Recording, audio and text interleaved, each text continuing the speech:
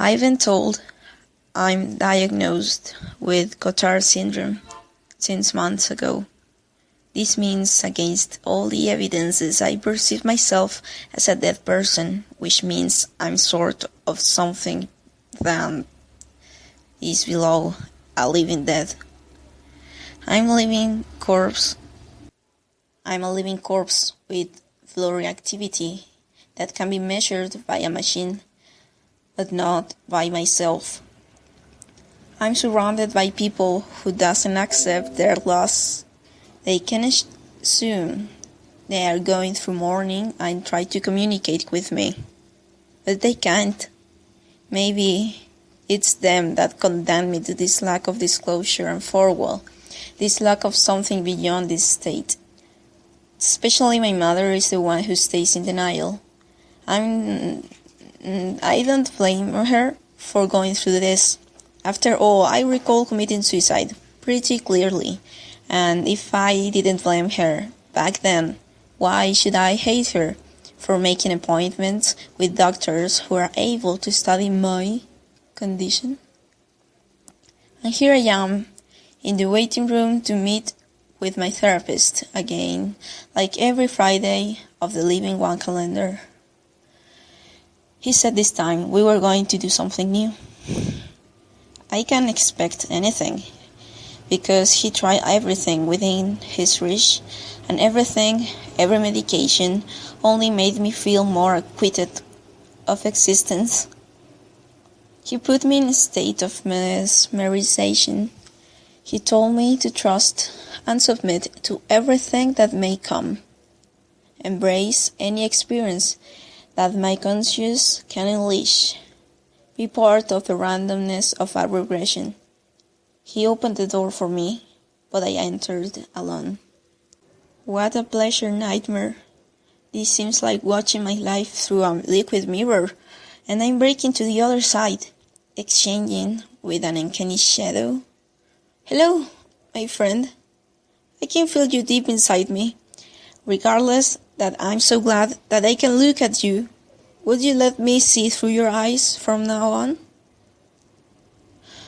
What a thrill is to feel resurrected. What a thrill feeling not only resurrected, but full of a sense of fulfillment. Apparently, I can distinguish strong thunderbolts of masculinity coming from within me. I have been turned into a man, but feeling this strange self-assurance coming from my inner self that lacks of gender identity. Seemingly, I'm into a business that remains below the common opinion. I'm below the radar as an owner and only worker of a pawn shop. I'm my own boss, but also the one I have to impress in order to accomplish self-gratification. A friend of mine came to my shop after it closed to talk to me. She was desperately crying and begging me not to sell her dad's husband's wedding band. But I have to. I really have to. There's no choice. I really gave her all the options to pay for it beforehand, and now she has to submit to the rules, making an exception to everybody to think they can disrespect my rules. She turned her sad cries into raging words. She turned her anger into hysterical but silent despair. She turned her grief toward me into physical and unexpected violence. Her violent approach turned me into a dying shape on the ground. She was prepared to lead her obsession for the win into a surprise attack, and all I can perceive is her turning this crime scene into a suicide scene by putting her gun on my hand while I'm leaving earth on the floor covered by my own blood. A shot in the back is not going to beat me this easily. I have a wife and kids. I can live life if they think I committed suicide selfishly and leaving them without any explanation. I hate every time I seemed like a depressed person all those times will lead everybody to think I did this to my own self?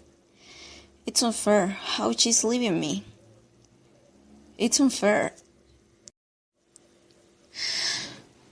I woke up in panic with a helpless and sad sensation. I died.